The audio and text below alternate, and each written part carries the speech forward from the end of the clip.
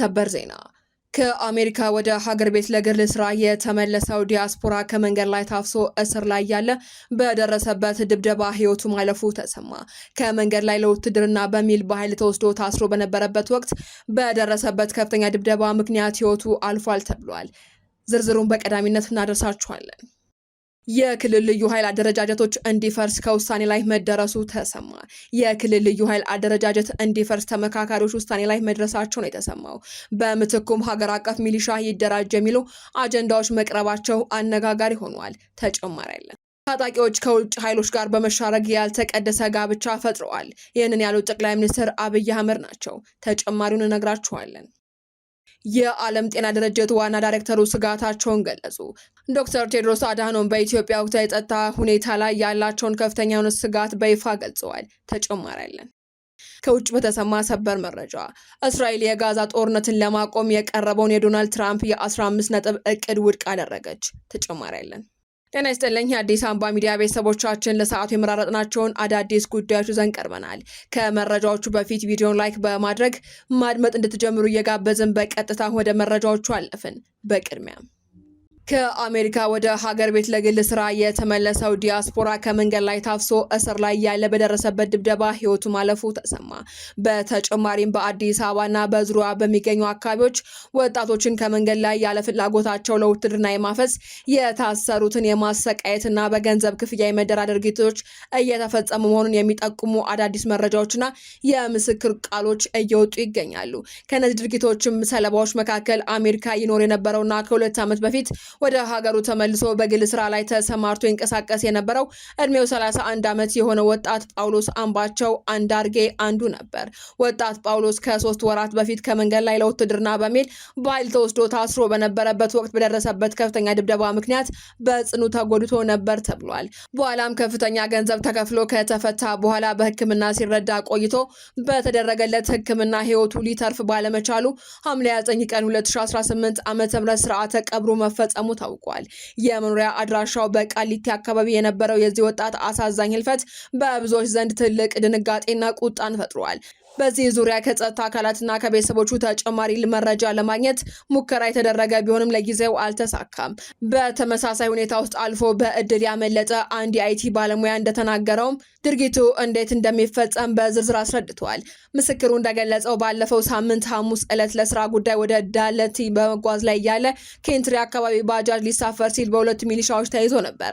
መታወቂያውን ቢያሳይም ወታደር መሆን አለብህ በሚል ፍላጎቱን ሳይጠይቁ እየጎተቱ በአካባቢ ወደሚገኝ ወጣት ማዕከል መውሰዱን ተናግሯል። እዚያም የግል ንብረቱን ከተቀበሉት በኋላ ወደ ወታደራዊ ማሰልጠኛ ካምፕ ተወስጃለሁ ብለዋል። ቦታው ከፍተኛ ጥበቃ የሚደረግበትና በታጠቁ ሚሊሻዎች የሚጠበቅ ግቢ ሲሆን ከ300 በላይ ታጋቾች ነበሩበትም ብለዋል። ከነዚህ መካከል በገዛ ፈቃዳቸው የመጡ ከ6 እስከ 7 የሚሆኑት ብቻ ሲሆኑ ቀሪዎቹ ሙሉ በሙሉ ከመንገድ ታፍሰው የመጡ ናቸው የሚለው ወጣት ታጋቹ ቤተሰቦቻቸውን የማናገር ያሉበትን ቦታ የመናገር መብት የተከለከለ ሲሆን በአንድ የስብሰባ አዳራሽ ውስጥ ተጣበው እንዲታጎሩ ተደርጓል ብለዋል። አክሎም ጠዋትና ማታ ጥብቅ ቆጠራ የሚደረግበት ይህ ቦታ አብዛኞቹ ታሳሪዎች እድሜያቸው ከ15 እስከ 28 ዓመት የሆኑ ወጣቶች ናቸው ብለዋል። እንደ ምስክሩ ገለጻ ከእስር ለማስወጣት ከ70 ሺህ እስከ 100 ሺህ ብር የኢትዮጵያ ብር የሚጠየቅ ሲሆን ከውጭ ደግሞ ከሚሊሻዎች ጋር በመተባበር ገንዘብ በመቀበል ሰዎችን የሚያስወጡ ደላሎች ተሰማርተዋል። በተጨማሪ ሚሊሻዎች በእያንዳንዱ የሚያመጡት ሰው ላይ 1 ሺህ ብር ኮሚሽን እንደሚከፈላቸውና እያንዳንዱ ሚሊሻ 5 ሰዎችን የማምጣት ኮታ እንደተጣለበትም ይህንን ማሟላት ካልቻለ ግን ራሱን ወደ ግንባር እንደሚልክም መረጃዎች ያሳያሉ። የክልል ልዩ ኃይል ሊፍረስ ሀገር አቀፍ ሚሊሻ ይደራጅ የሚሉ አጀንዳዎች መቅረባቸው ተሰማ። በፌዴራል ከተሞች ጉዳይ ጥላ ውስጥ የወደቀው ሀገራዊ ምክክር ጉባኤው በተለያዩ አጀንዳዎች ዙሪያ ለውሳኔ የቀረቡ ጉዳዮችን አስተናግዷል። በአወያዮቹ በምሁራን ፓናል አባላት እንዲሁም በምክረ ሀሳብ አጠናካሪ ቡድን አባላት ላይ ቅሬታዎች የቀረቡ ሲሆን ከ10 የሚልቁ የፖለቲካ ፓርቲዎች ለኮሚሽኑ ቅሬታ ለማቅረብ ፊርማ እያሰባሰቡ መሆናቸው ተሰምቷል። የልዩ ኃይል አደረጃጀታቸውን ያላፈረሱ ክልሎች በተቋማት ግንባታ የህግ የበላይነትና ሰብአዊ መብቶች አጀንዳ ውስጥ ከተካተቱ ንዑሳን አጀንዳዎች መካከል የጸጥታና ደህንነት ተቋማት ነጻነት፣ ገለልተኝነትና አደረጃጀት ጉዳይ ይገኝበታል ተብሏል። በንዑስ አጀንዳ አማካኝነት ምክክር ከተደረገባቸው ጉዳዮች መካከል የክልል ልዩ ኃይሎች ጉዳይ የሚገኝበት ሲሆን አሁንም የልዩ ኃይል አደረጃጀትን ያላፈረሱ ክልሎች መኖራቸውን በምክክር ሂደቱ መነሳቱ ተሰምቷል። ምንም እንኳ የክልሎች የልዩ ኃይል አደረጃጀት እንዲፈርስ የተወሰነ ቢሆንም ኦሮሚያ፣ ሶማሌና አፋር ክልሎች በተለያዩ መልክና ስያሜ የልዩ ኃይል ሰራዊቶቻቸው ሳይበትኑ ማስቀጠላቸውን ያነሱት ተመካካሪዎቹ ውሳኔው በሁለቱ ክልሎች በእኩልነት ተግባራዊ እንዲደረግ መጠየቃቸውን ሰምተናል። የሶማሌ ክልል ባለድርሻ አካላትን ወክለው በጉባኤ የተሳተፉ የሚገኙ ተመካካሪዎች ከክልል ጋር በሚጎራበቱ የሶማሌ አካባቢዎች የአልሸባብ ታጣቂዎች የሚንቀሳቀሱ መሆናቸውን በማንሳት ክልሉ አሸባሪዎችን ለመታገል የልዩ ኃይል አደረጃጀቱን እንዲያስቀጥልም ጠይቀዋል። ይሁንና የሁሉም ልዩ ኃይሎች አደረጃጀት እንዲፈርስ የቀረበው ምክረ ሀሳብ ሚዛን መድፋቱም ተሰምቷል። በዚህም እንደ ሶማሌ ባሉ ክልሎች የአካባቢውን ቋንቋና ስነ ልቦና የሚያውቁ የፌዴራል ጸጥታ አካላት እንዲሰማሩ ምክረ ሀሳብ መቅረቱን ምንጮች ጠቁመዋል። ታጣቂዎች ከውጭ ኃይሎች ጋር በመሻረክ ያልተቀደሰ ጋብቻ ፈጥረዋል። ይህንን ያሉት ጠቅላይ ሚኒስትር አብይ አህመድ ናቸው። ጠቅላይ ሚኒስትር ዶክተር አብይ አህመድ በኦሮሚያ፣ አማራና ትግራይ ክልሎች የሚንቀሳቀሱ ታጣቂ ኃይሎች መንግስትን ማሸነፍ እንደማይችሉ ሲረዱ ያልተቀደሰ ጋብቻ ከውጭ ኃይሎች ጋር መፍጠራቸውን ገልጸዋል። ታጣቂዎቹ ኤርትራና ሱዳንን ጨምሮ ከውጭ ተዋናዮች ድጋፍ ለማግኘት የሚያደርጉትን እንቅስቃሴ ህዝቡን በጥንቃቄ ሊረዳው እንደሚገባ ያስገነዘቡት ጠቅላይ ሚኒስትር አብይ ቀደም ሲል ሀገሪቱን ብቸኝነት ይመራ የነበረው ቡድን ያጣውን ስልጣን በኃይል ለመመለስ ማሰቡ ለሀገሪቱ ግጭት መንስኤ መሆኑንም አጽንኦት ሰጥተዋል። ዶክተር ቴድሮስ አድሃኖም በኢትዮጵያ ወቅታዊ የጸጥታ ሁኔታ ላይ ያላቸውን ስጋት ገለጹ።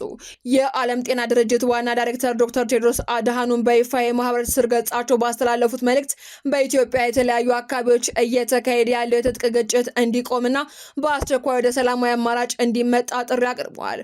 ዋና ዳይሬክተሩ ባሰፈሩት ጽሑፍም ኢትዮጵያ የሚያስፈልጋት ሰላም እንጂ ተጨማሪ ጦርነት አይደለም በማለት አገሪቱ ያለችበትን አስከፊ የጸጥታ ሁኔታ አመልክተዋል። ዶክተር ቴድሮስ በዝርዝር በገለጹት ነጥብም በአማራ ክልል ለ3 ዓመታት የዘለቀው የትጥቅ ግጭት የበርካታ ዜጎችን ሕይወት መቅጠፉን ገልጸዋል። በተጨማሪም በኦሮሚያ ክልል ያለውም ደም መፍሰስ መቀጠሉን፣ በትግራይ ክልል ዳግም ወደ ግልጽ ጦርነት የመግባት ስጋት መኖሩን እንዲሁም የአፋርና የቤኒሻንጉል ጉሙዝ ክልሎችን በግጭትና በአመፅ ውስጥ መቆየታቸውንም በአጽንኦት ጠቁመዋል። ኢትዮጵያን ከዚህ የተሻለ ሰላማዊ ሕይወት ይገባቸዋል ሲሉም ዶክተር ቴድሮስ ንግግራቸውን ደምድመዋል። ከውጭ በተሰማ ሰበር መረጃ እስራኤል የጋዛን ጦርነት ለማቆም የቀረበውን የዶናልድ ትራምፕን የ15 ነጥብ እቅድ ውድቅ አደረገች።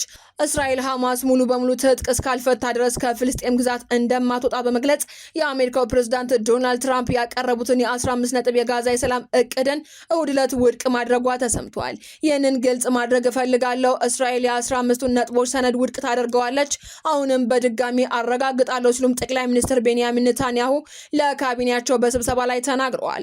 ባለፈው ወር በጋዛ የሰላም እቅድ ረገድ ትልቅ መሻሻል መኖሩን የገለጹት ትራምፕ ሐማስ ትጥቅ ለመፍታት መስማማቱን መናገራቸው ይታወሳል። ይሁን እንጂ ትራምፕ ያቋቋሙት አሸማጋይ ቡድን ያቀረበው ሐሳብ ከሐማስ ትጥቅ ማስፈታት ጎን ለጎን የእስራኤል ጦር ከጋዛ ደረጃ በደረጃ እንዲወጣ ይጠይቃል። የሐማስ ታጣቂ ቡድን ሙሉ በሙሉ ትጥቅ እስኪፈታ ድረስም የእስራኤል ጦር እንደማይወጣ ኔታንያሁ በድጋሚ ተናግረዋል።